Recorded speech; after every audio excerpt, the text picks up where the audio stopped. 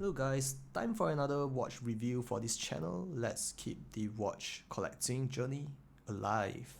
So today is this Kurono Tokyo Jubilee Sensu EOL. That's a mouthful, but Sensu stands for the fan in Japanese. So you can see that the power reserve on the dial is kind of like a Japanese fan, and I really like the detail of this gill-shaped dial. And EOL stands for what's inside this watch, the end of life movement by Miyota, specially for the brand.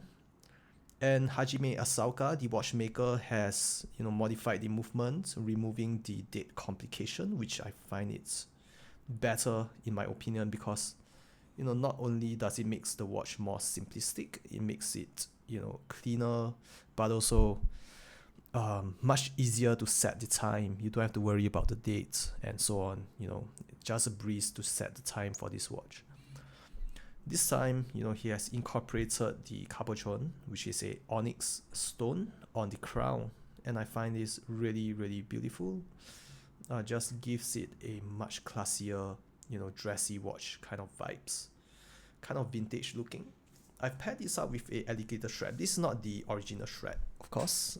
The original strap comes in the calf skin, also very, very good in quality, very soft, very comfortable. But the reason why I got this on this alligator strap is because the straps that originally comes with this watch is too long for my wrist, and I have a pretty small wrist, 16 centimeters in circumference, and this watch you can see just wears perfectly on my wrist with this tiny strap that I have.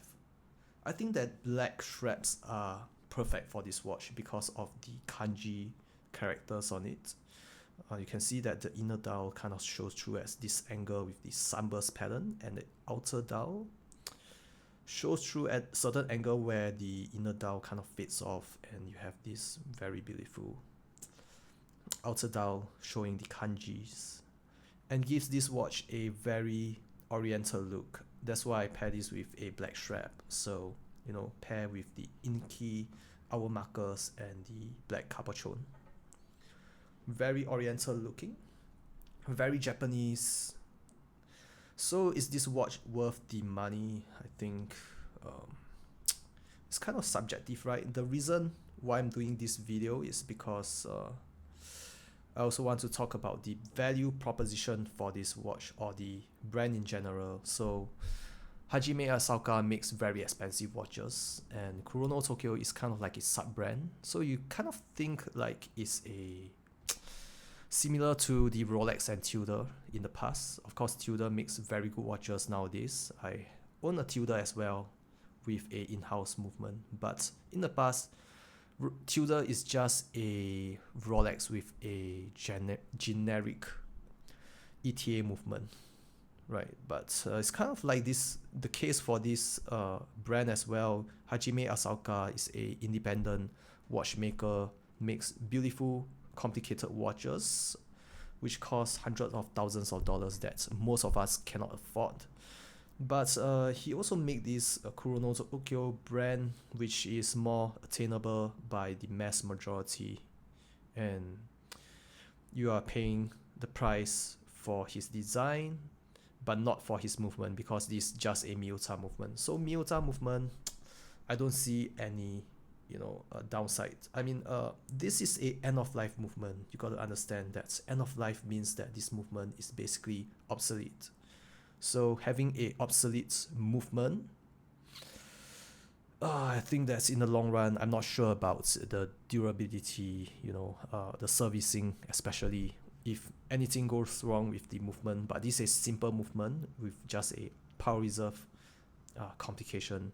In the long run, is it going to be serviceable? I mean, that's a question as well. I believe the brand is kind of renowned right now, so not a problem there. Miyota movement, but it keeps pretty accurate time as of today. It's just slightly faster. It's running slightly faster, perhaps about a few seconds a day. In my experience with this watch for 1 or 2 weeks now, so not a problem. We got caught up by all these, in-house made movements. You have to be in-house. You have to be, Swiss made. But I think that's movements and some of the other movements made in China. I think, I have watches made in China. I have this watch right here, made in China, and it keeps really accurate time and with a beautiful, beautiful movement. Look at that. So sometimes you got to think about the bigger picture. This a solid case back, so you're not going to see the beautiful finishing on the movement, but the watch has beautiful finishing on the case and dial. So yeah, is this worth 3,000 Singapore dollars? I think if you know about the brand and you understand what this watch is all about, I think that you would buy this watch, no question asked, if you have the money.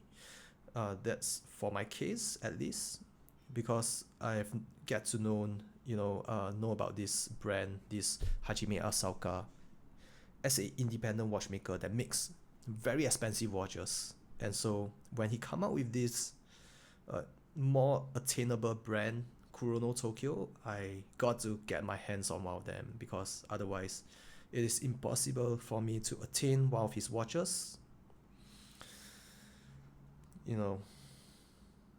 So yeah, that's about it. I hope this is useful. Let me just show you. The video doesn't really do this watch justice, I guess, but this is probably the most accurate representative I could capture in the video with my iPhone, of course. And look at the polishing. In person, it looks even better. It looks this video just cannot do this watch justice, as of other watches as well. I guess this kind of watches you got to see in person, but for those who are curious and just want to see how the watch fits on a small wrist like mine, or just how it wears on the wrist or the black strap, then please give a like if it help you in a certain way. If you are planning on getting this watch aftermarket, I think that you could just wait for the next release. So their watches, they kind of come out in certain windows, and after that period of that window closes, it is obsolete. It is a limited release watch, kind of like their marketing strategy, but I guess that's how they make this brand exclusive. So that's about it, guys. Hope you enjoy the wrist, my watch on the wrist. And yeah, it's a beautiful watch. I'll see you guys in the next video, and remember to subscribe to the channel to see more of perhaps this watch and other watches. I've already purchased other straps for this watch, but I got to try them. I would probably just release a few wrist shots. Alright guys, I gotta go. See you guys in the next video.